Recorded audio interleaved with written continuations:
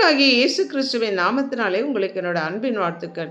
இன்றைய நாளின் தியானத்துக்காக தேர்ந்து கொள்ளப்பட்ட வேத வசனம் லூக்கா எழுதின சுவிசேஷம் 12வது அதிகாரம் 35, 36 ஆகிய வசனங்கள். உங்கள் அறைகள் கட்டப்பட்டதாகவும் உங்கள் விளக்குகள் எரிகிறதாகவும் தங்கள் எஜமான் கல்யாணத்திலிருந்து வந்து தட்டும்போது உடனே அவருக்கு திறக்கும்படி எப்பொழுது வருவார் என்று காத்திருக்கிற மனுஷருக்கு ஒப்பாகவும் இருங்கள். உங்கள் அறைகள் கட்டப்பட்டதாகவும் உங்கள் விளக்குகள் எரிகிறதாகவும் ஆயத்தமாய் இருங்கள் என்று ஆண்டவர் ஜனங்களை பார்த்து சொன்னார்.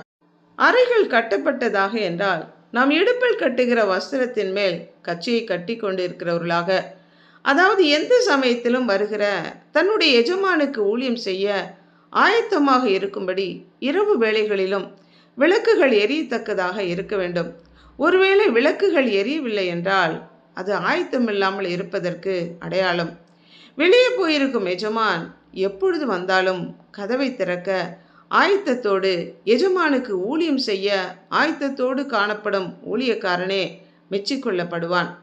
ஊழியம் செய்வதற்கு ஆயத்தம், அதாவது சமயம் வாய்த்தாலும் வாய்க்காவிட்டாலும் சத்திய வசனத்தை, திருவசனத்தை தைரியமாய் சொல்ல வேண்டும். தேவனை குறித்து நம்மிடம் கேட்கிற ஒவ்வொருவருக்கும் நம்முடைய விசுவாசத்தை குறித்து சொல்ல எப்பொழுதும் ஆயத்தமாக இருக்க வேண்டும்.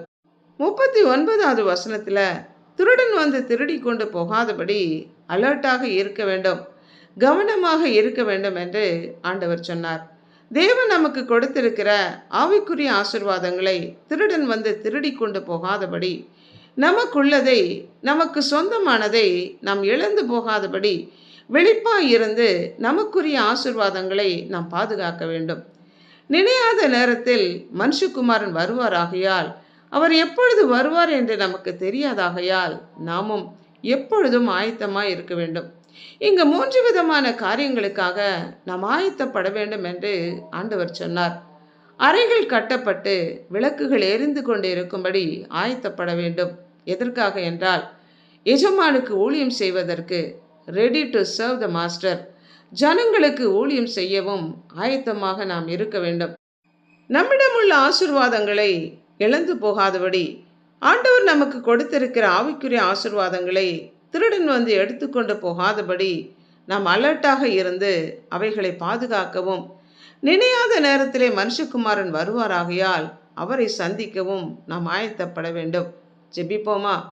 அன்புள்ள ஆண்டவரே, நீர் எங்களுக்கு சொன்னபடி எண்ணெயினால் நிரப்பப்பட்டு எரிகிற விளக்குகளை உடையவர்களாகவும் எந்நேரமும் விழிப்போடு இருந்து உமக்கு ஊழியம் செய்ய ஆயத்தமாக இருக்கவும், எங்களிடத்தில் கொடுக்கப்பட்டுள்ள ஆவிக்குரிய ஆசீர்வாதங்களை எங்களுடைய அஜாக்கிரதையினாலே இழந்து போகாதபடி, தூங்கிக் கொண்டிராதபடி அதை விழிப்பாய் கவனமாய் இருந்து பாதுகாக்கிறவர்களாக காணப்படவும், உம்முடைய வருகையிலே உம்மோடு கூட எடுத்துக்கொள்ளப்பட ஜெபத்திலே உறுதியாய் தரித்திருக்கவும் எப்பொழுதும் ஆயத்தமாய் இருக்கத்தக்கதான கிருபை தரும்படியாய் எங்களை அர்ப்பணித்து இயேசு கிறிஸ்துவின் நாமத்தினாலே ஜெபிக்கிறோம் பிதாவே.